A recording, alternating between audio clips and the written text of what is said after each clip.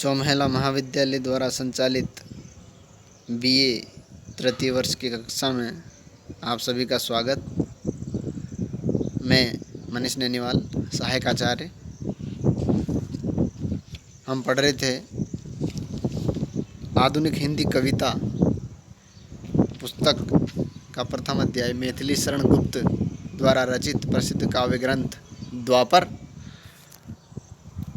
और द्वापर से ली गई कविता विद्रता के बारे में।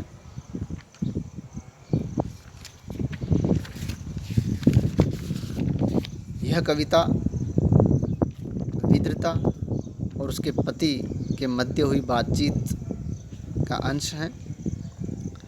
जब विद्रता कृष्ण और उसके साथियों को कुछ भोज्य सामग्री दान करने के लिए जाती हैं तो उसके पति द्वारा उसके इस कृत्य पर शंका की जाती है।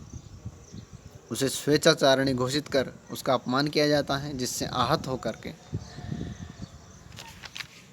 विद्रता उसके पति का प्रतिकार करती हैं। उसे गृहस्थ आश्रम और भारतीय संस्कृति के जो परंपरा रही हैं, गुण रहे हैं, उनको याद दिलाती हैं और गृहस्थ धर्म में पति पत्नी के कर्तव्य और उनके अधिकारों आदि के बारे में विद्रता कहती हैं अपने पति से। उसी का ये अंश, उससे आगे का कथन विद्रता कह रही है, किम्वा कटता नहीं पाप भी जब तक रहे अधूरा, हो निषिद्ध भी सांग सिद्ध यह यज्ञ तुम्हारा पूरा। नाचे गावें सुरांगनाएं आवें इंद्र पधारें, मेरे आश्रय तो उपेंद्र ही तारे और न तारे।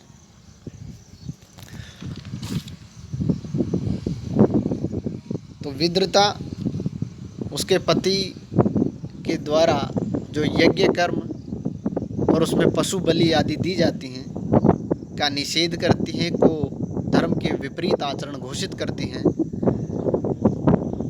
और उसके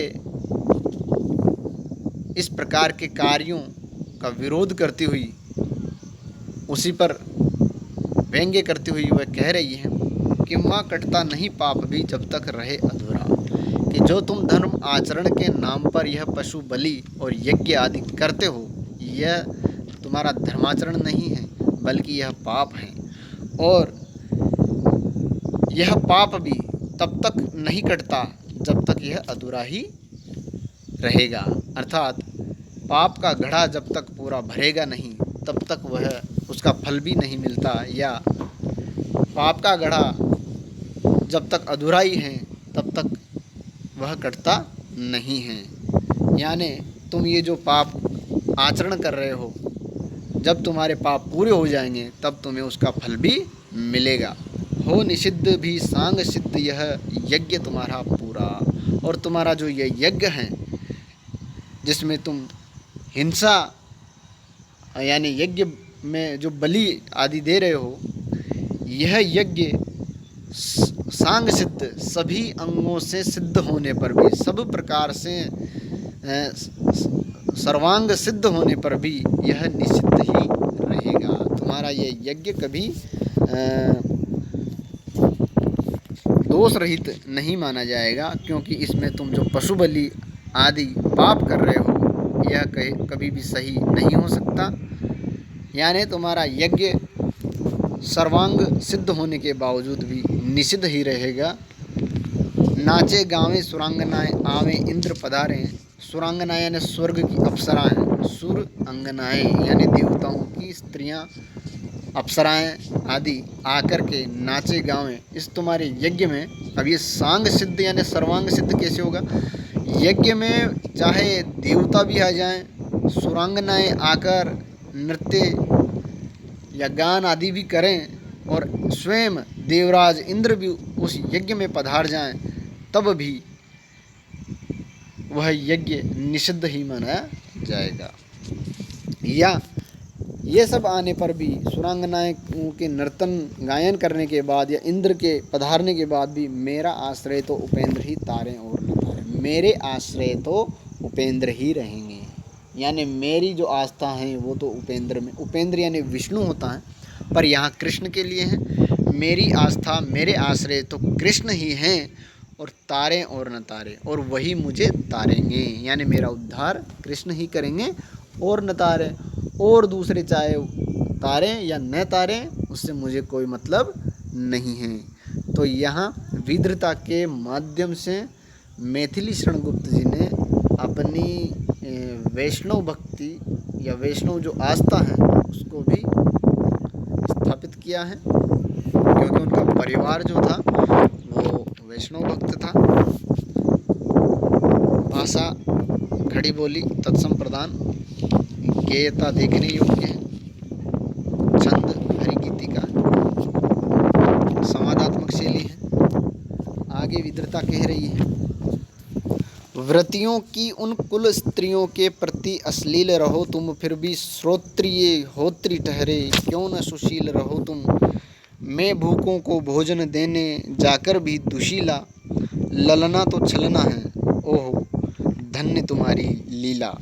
अब यहाँ धन्य तुम्हारी लीला इस प्रकार के वाक्य कह करके विद्रता यज्ञ कर्म आदि पाखंड रचने वाले लोगों के जो कार्य हैं उनका विरोध कर रही हैं, उनका प्रतिकार कर रही हैं। व्रतियों की उन कुल स्त्रियों के प्रति अश्लील रहो तुम। विद्रता अपने पति से कह रही हैं कि व्रतियों, व्रत यानी व्रत लेने वाले, व्रत यानी संकल्प लेने वाले या गृहस्थ धर्म का व्रत लेने वाले व्रतियों ब्राह्मणों की, क्योंकि उसका पति ब्राह्मण होता है और वो यज्ञ आदि कार्य करता है। तो व्रतियों की उन कुल स्त्रियों, उनकी जो पत्नियां हैं ब्राह्मणियां, कुल स्त्रियां, कुल की स्त्रियां के प्रति अश्लील रहो तुम। यहाँ उसके पति की जो को आचरण है उनको उद्घाटित कर रही है विद्रता, और कह रही है कि तुम इन व्रतियों, गृहस्थ आश्रम का व्रत लेने वाले इन ब्राह्मणों की जो स्त्रियां हैं उनके प्रति तुम अश्लील रहते हो। अश्लील यानी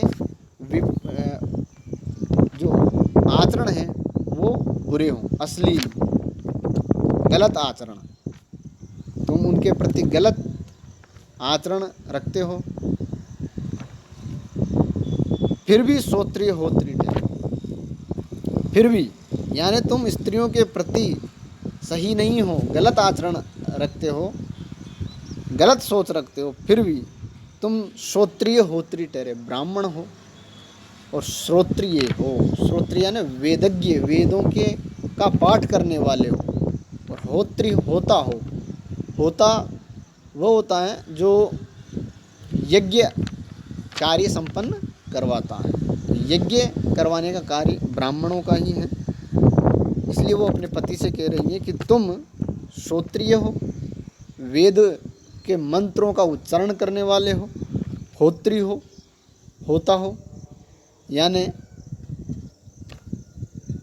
यज्ञ संपन्न करते हो, यज्ञ करने वाले हो, यज्ञ करते हो और उसमें वेद मंत्रों का उच्चारण करते हो, ऐसे हो इसलिए ठहरे, इसलिए क्यों न सुशील रहो तुम सुशील क्यों नहीं रहोगे, तुम्हें सुशील माना जाता, क्योंकि तुम वेद पाठों को का पठन करते हो, यज्ञ करते हो, इसलिए तुम सुशील हो। प्रश्नवाचक है, क्यों न सुशील रहो तो तुम सुशील क्यों नहीं रहोगे। यानी सुशील यानी अच्छे आचरण वाले, सुशील शील गुणों वाले, अच्छे शील गुण वाले, इसलिए तुम्हें पवित्र आचरण वाला माना जाता है, क्योंकि तुम यज्ञ करवाते हो, क्योंकि तुम वेदज्ञ हो, वेदों का पाठ करते हो, इसलिए तुम्हें सुशील माना जाता है, भले ही तुम्हारे कार्य पाप कर्म जैसे हों, क्योंकि तुम ब्राह्मणों की स्त्रियों या व्रतियों की जो स्त्रियां हैं उनके प्रति तो तुम अश्लील रहते हो, गलत काम पापाचरण करते हो, यानी तुम्हारा आचरण उनके प्रति शुद्ध नहीं है। फिर भी तुम्हें सुशील माना जाता है क्योंकि तुम यज्ञ करवाते हो, क्योंकि तुम वेदों का मंत्रों का उच्चारण करते हो। और मैं भूखों को भोजन देने जाकर भी दुशीला। मैं तो भूखों को भोजन देने गई थी, उन कृष्ण और उसके साथी जो भूखे थे उनके लिए भोज्य सामग्री लेकर गई थी। मैं तो पुण्य का काम कर रही थी, फिर भी मैं दुशीला। फिर भी मेरा जो आचरण है उनको उसको गलत ठहरा रहे हो, उसको गलत बता रहे हो, फिर भी मैं दुशीला। और तुम जो वो कुल स्त्रियां हैं, गृहस्थ आश्रम की जो कुल स्त्रियां, उनके प्रति अश्लील होते हुए भी तुम सुशील हो। और मैं पुण्य कार्य करने के बावजूद भी दुशीला, गलत आचरण वाली हूँ, दुराचारिणी मानी जाती हूँ। ललना तो छलना है, ओहो धन्य तुम्हारी लीला। अब यहाँ धन्य तुम्हारी लीला इस कथन के द्वारा जो विद्रता है वह अपने पति से ही नहीं, सारी पुरुष जाति पर व्यंग्य कर रही है। ललना तो छलना है, ललना यानी स्त्री, तो छलना है यानी धोखा है, स्त्री को धोखा बताया गया है। ललना तो छलना है यानी, क्योंकि स्त्री को शास्त्रों में माया का रूप बताया है और माया धोखा है ऐसा कहा गया है। तो ओहो, ये ओहो करके धन्य तुम्हारी लीला कहना ये बहुत बड़ा व्यंग्य है, सिर्फ विद्रता के पति पर नहीं, संपूर्ण पुरुष जाति पर ये बहुत गहरा व्यंग्यात्मक कथन है गुप्त जी का, जो विद्रता के माध्यम से उन्होंने कहा है कि तुम सारे गलत आचरण करते हो फिर भी अपने आप को सुशील कहते हो, और मैं स्त्री होने के कारण पुण्य कार्य कर रही हूँ, फिर भी मैं दुशीला हूँ, गलत आचरण वाली दुराचरणी मानी जाती हूँ। और आप जो शास्त्रों को लिखने वाले भी पुरुष ही हैं, आप ललना को छलना घोषित करते हो, स्त्रियों को धोखा समझते हो। ओहो धन्य तुम्हारी लीलाएं तो बहुत ही धन्यवाद की पात्र हैं। बहुत बढ़िया काम किया है इस पुरुष जाति ने स्त्रियों के ऊपर। यानी ऐसा व्यंग्य इस आखिरी की पंक्तियों में है, बहुत गहरा व्यंग्य है पुरुष जाति के ऊपर। आगे हैं, हाय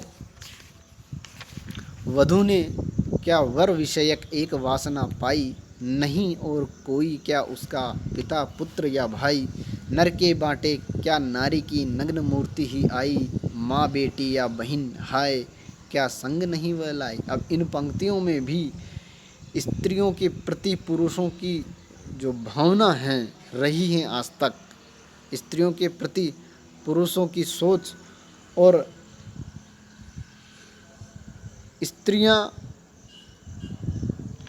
स्त्रियों का जो रूप पुरुष ने देखा है उसके ऊपर भी बहुत व्यंग्यात्मक कथन इस छंद में प्रस्तुत किया है मैथिली शरण जी ने। विद्रता कह रही है पति से, हाय वधू ने क्या वर विषयक एक वासना पाई। क्या वधू ने, एक पत्नी ने वर विषयक अपने पति से एक वासना पाई, या क्या एक स्त्री अपने पति में क्या सिर्फ वासना ही देखती है। वर विषयक, वर यानी पति, वधु यानी वधु। क्या वधु ने अपने पति में सिर्फ वासना ही देखी, क्या पत्नी वासना पूरित होकर ही अपने पति को देखती, क्या एक रूप ही देखती हैं। यानी वह प्रश्न के द्वारा व्यंग्यात्मक कथन कर रही है यहाँ पर। नहीं और कोई क्या उसका पिता पुत्र या भाई, क्या स्त्री के लिए पिता पुत्र या भाई के रूप में पुरुष नहीं है।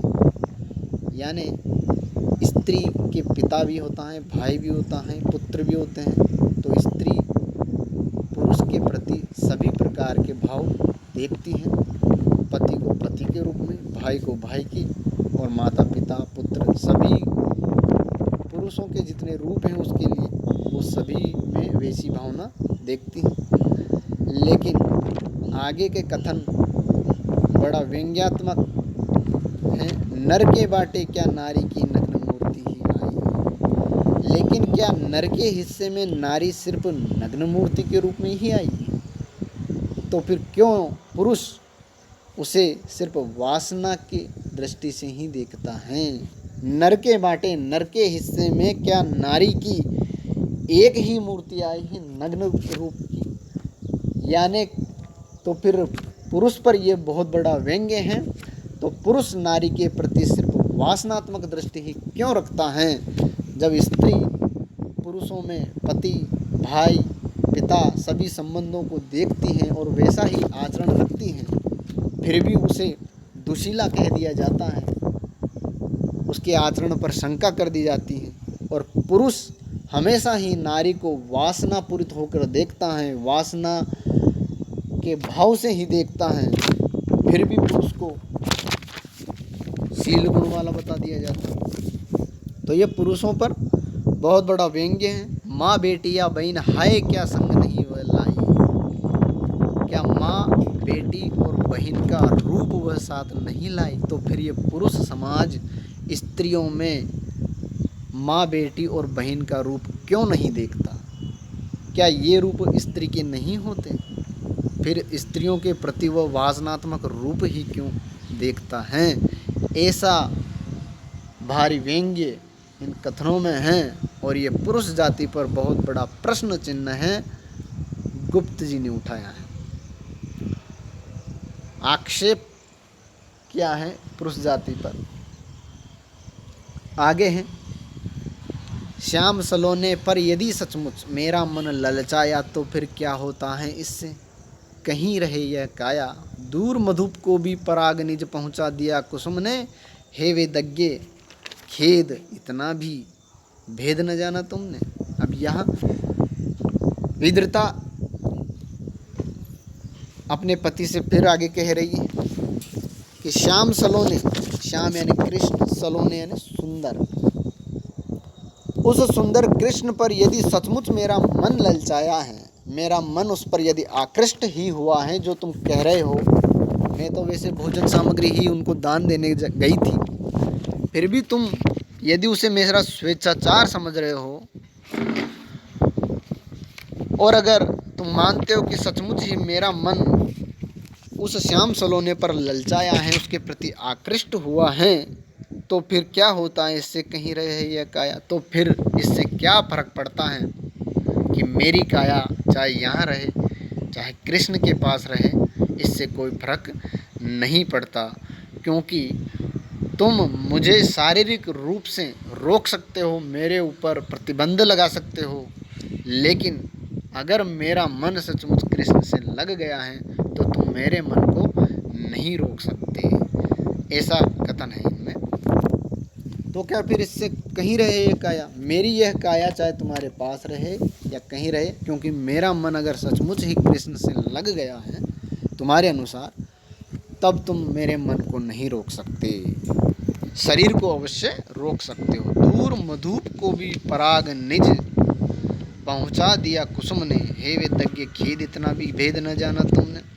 वह आगे उदाहरण देकर के समझाती है। मधुप यानी भ्रमर, दूर भ्रमर को भी पराग निज, निज यानी अपने, पराग कण पहुंचा दिया कुसुम ने। कुसुम यानी पुष्प, जो पुष्प होता है जिस पर भंवरे मंडराते रहते हैं, भंवरे को पुष्प से प्रेम होता है, वो उनके पराग कणों को ग्रहण करता है इसलिए। लेकिन अगर भ्रमर मधुप जो है पुष्प से दूर रहे तो भी फूल जो हैं वह अपने पराग कणों को, अपने पराग को हवा के माध्यम से उस दूर भ्रमर तक पहुंचा देता है और उन पराग कणों की सुगंधी को महसूस करके वह मधुप उस पुष्प के पास आ जाता है। यह होता है एक पुष्प और मधुप का प्रेम। यानी यहाँ उदाहरण के द्वारा वह अपने कृष्ण प्रेम को दर्शा रही हैं कि जिस प्रकार दूर रहने पर भी भ्रमर को पुष्प अपने पराग कणों को हवा के माध्यम से पहुंचा करके अपने पास बुला लेता है, उसी प्रकार से अगर कृष्ण से मेरा मन आकृष्ट है, कृष्ण के प्रति मेरे मन में लगाव है तो मेरा शरीर दूर होने से भी क्या, मेरा मन तो उसी में लगा रहेगा। हे वेदज्ञ, खेद इतना भी भेद न जाना तुमने। हे वेदज्ञ, ये वेदज्ञ यानी वेद शास्त्र के ज्ञाता, वेदों के ज्ञाता, क्योंकि उसका पति वेदों का ज्ञाता था, यज्ञ करता था, ब्राह्मण था, इसलिए ये वेदज्ञ शब्द उन सभी लोगों के लिए आ गया है जो इस प्रकार के पाखंडपूर्ण कृत्य करते हैं, जो अपने आप को वेदों का ज्ञाता समझते हैं, ज्ञानी समझते हैं और ऐसे पाखंड रचते हैं जैसा उसका पति करता है। यज्ञ करना, पशु बलि देना, ये पाखंड ही हैं अपने ज्ञान के घमंड में। तो ऐसे वेदज्ञों के ऊपर, ऐसे लोगों पर ये फिर व्यंग्य हैं कि हे वेदज्ञ, हे वेद के ज्ञाता, तुम तो वेदों को जानने वाले हो, फिर भी खेद है, दुख है कि इतना भी भेद तुम नहीं जानते। तुम इतना सा भी नहीं जानते कि प्रेम शरीर का नहीं मन का विषय है। अगर मुझे सचमुच में कृष्ण से प्रेम है तो तुम मेरे शरीर को रोक कर भी क्या कर लोगे, मेरा मन तो उसी में लगा रहेगा। ऐसा। इसके बाद गुप्त जी ने यहाँ प्रेम के महत्व को दर्शाया है। प्रेम के जो रूप हैं, प्रेम के विषय मन है, उस संबंध में अपनी बात कही है। और उनकी भाषा खड़ी बोली, साहित्यिक तत्सम प्रधान है, शैली संवादात्मक है, आक्षेप अलंकार है, हरिगीति का छंद है, छंद की गेयता उचित है, काव्य का कला पक्ष और भाव पक्ष दोनों ही उत्कृष्ट हैं। और विशेष रूप से इसके व्यंग्यात्मक कथन, इस कविता में आए हुए व्यंग्य संपूर्ण पुरुष जाति पर जो व्यंग्य किए गए हैं बड़े ही आकर्षक हैं, उत्कृष्ट हैं। इससे आगे का अंश अगले वीडियो में पढ़ेंगे। तब तक के लिए धन्यवाद।